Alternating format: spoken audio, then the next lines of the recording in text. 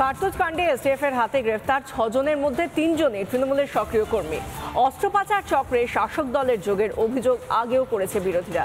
ভোটের আগে তৃণমূলের গুলি বোমার রাজনীতি আরও একবার স্পষ্ট বলে দাবি বিরোধীদের। রিপাবলিক বাংলার তরফ থেকে সেই প্রতিবেদন।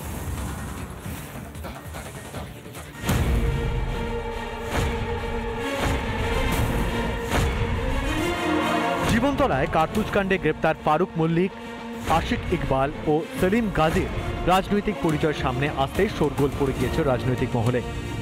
3 জনেই তৃণমূলের সক্রিয় কর্মী বলে জানা গিয়েছে। স্থানীয় সূত্রের খবর, ফারুক হারোয়ার সক্রিয় তৃণমূল কর্মী, আশিকের স্ত্রী তৃণমূলের প্রাক্তন পঞ্চায়েত সদস্য, হাসনাবাদের সক্রিয় তৃণমূল কর্মী আশিক ইকবাল, সেলিমের স্ত্রীও তৃণমূলের প্রাক্তন পঞ্চায়েত সদস্য, সেলিম গাজীও সক্রিয় তৃণমূল কর্মী। শাসক দলের ছত্রছায়ায় লুকিয়ে থেকে বা শাসক দলের ছত্রছায়ায় থেকে এইভাবে অস্ত্র ব্যবসা বা অস্ত্র পাচার করা এবং সেই অস্ত্রগুলো সরাসরি চলে যাচ্ছে অ্যান্টি সোশ্যালসদের হাতে, অন্তত এসটিএফ এর আধিকারিকরা সেটাই বলছেন। বাংলায় গুলি বোমার শাসন চলছে। রাজ্যে উত্তর থেকে দক্ষিণ প্রায় দিনই বোমা পড়ছে, গুলি চলছে। তার উপর অস্ত্র পাচারে ধৃতরা তৃণমূলের কর্মী হওয়ায় শাসককে বিঁধতে নতুন অস্ত্র পেয়েছে বিরোধীরা।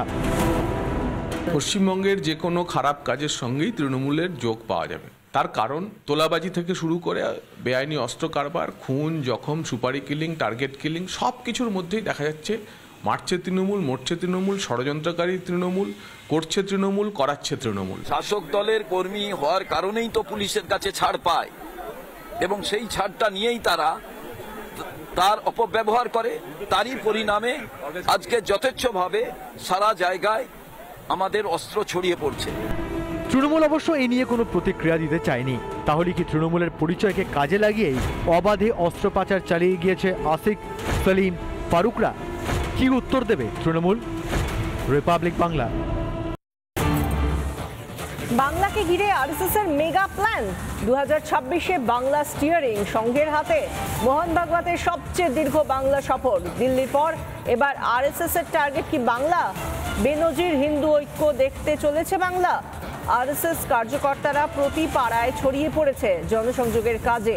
বঙ্গে এসে হিন্দুদের বার্তা মোহন ভাগবতের, হিন্দু সমাজকে সংগঠিত করার বার্তা।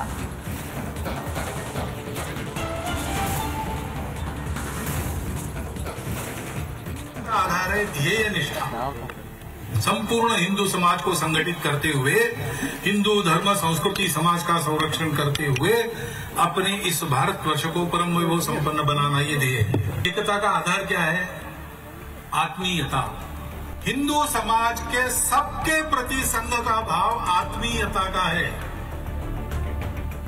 अपार आत्मीयता का है। और हिंदू समाज के मन में संपूर्ण विश्व के प्रति आत्मीयता है। যে কথা বলছেন সংঘ প্রধান মোহন ভাগবত, সেই হিসেবে যদি আমরা এই বাংলায় এ রাজ্যে সংঘের বিস্তারটা দেখি, বিভিন্ন সময়কে সামনে রেখে পশ্চিমবঙ্গে আরএসএস এর শাখা কিরকম ভাবে 1925 সাল থেকে 21 সালে কিভাবে বেড়েছে এবং তারপর আরো বাড়ানোর টার্গেট নেওয়া হয়েছে। একের পর এক 1925 থেকে 2011 পর্যন্ত ছিল 530টি শাখা।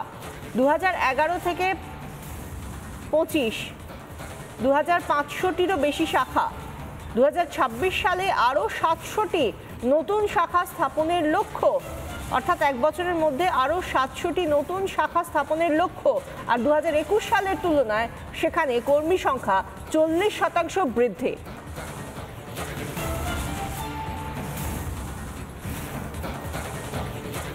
পশ্চিমবঙ্গে আরএসএস এর যে শাখার যে পরিসংখ্যান উঠে আসছে, কি ছিল, কত অবধি এগোতে পেরেছে আরএসএস পশ্চিমবঙ্গে নিজেদের বিস্তার করার ক্ষেত্রে এবং তাদের লক্ষ্যমাত্রা কি।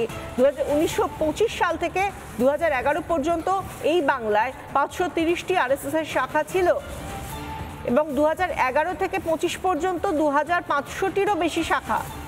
যেটা 530 ছিল সেটা 2011 থেকে 2025 পর্যন্ত এখনো পর্যন্ত 2500টিরও বেশি শাখা আরএসএস এর এই রাজ্যে।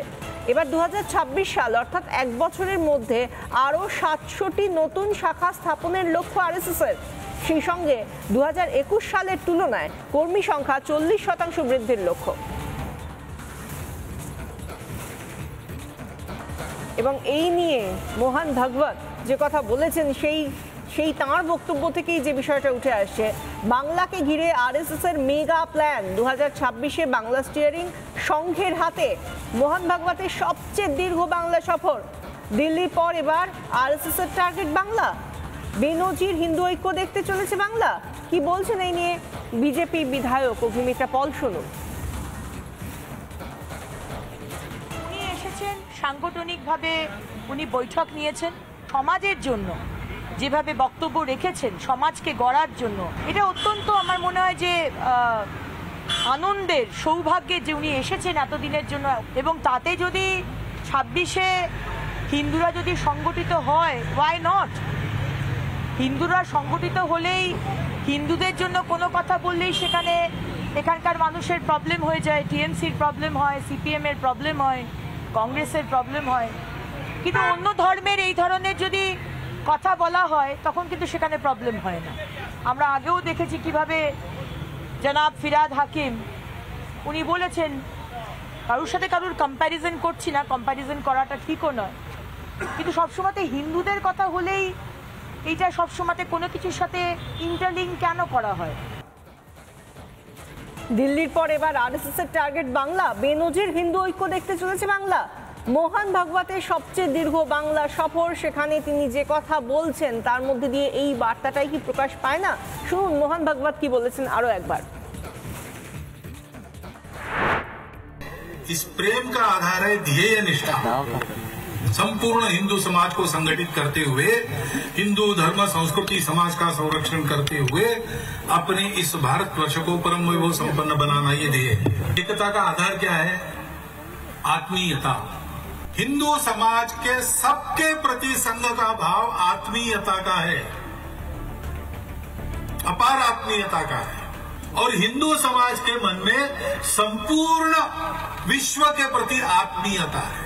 নানা ধরনের কন্টেন্ট দেখার জন্য লাইক করুন, শেয়ার করুন আমাদের ফেসবুক পেজ, সাবস্ক্রাইব করুন আমাদের ইউটিউব চ্যানেল। পাশাপাশি অন্যান্য ব্রেকিং নিউজের জন্য অবশ্যই চোখ রাখুন রিপাবলিক বাংলায়।